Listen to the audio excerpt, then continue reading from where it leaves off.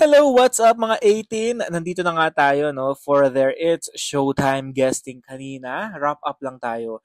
Ito ang pinerform nila, ang Dam na kung saan ay talaga namang napakaganda ng performance nila dito. All out na all out. Halimaw kung halimaw talaga ang performance nilang lahat. Napakagaling, napakaganda.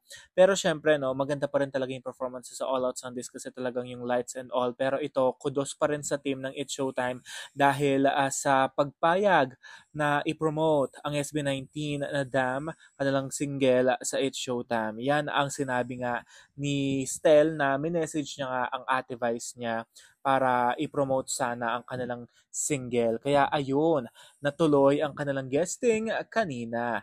Napakaganda ng episode kanina. Talagang halos lahat ng mga tao nakatutok, mga 18 talagang di magkamayaw ang ngiti natin sa ating mga labi dahil nakisaya ang SB19 silang lima sa It's Showtime. Hindi lamang yan, kundi nakasaya din sila sa Ansabe.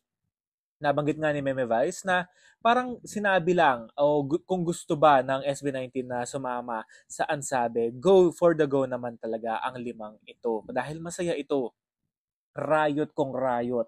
At ito na nga no, yung kay Pablo Motor hindi nakuha nung bata na nagaano naghuhula.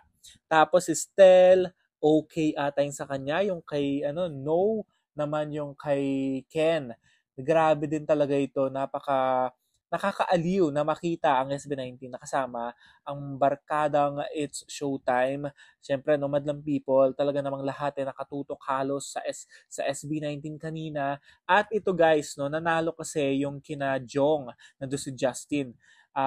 Ayun, talagang todo si Ken din nandun.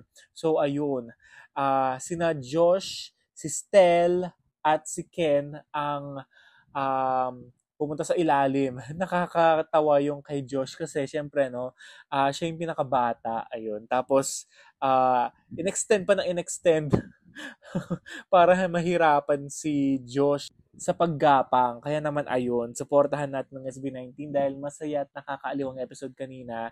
At keep streaming Dam at panoorin ang music video nila sa kanilang YouTube channel.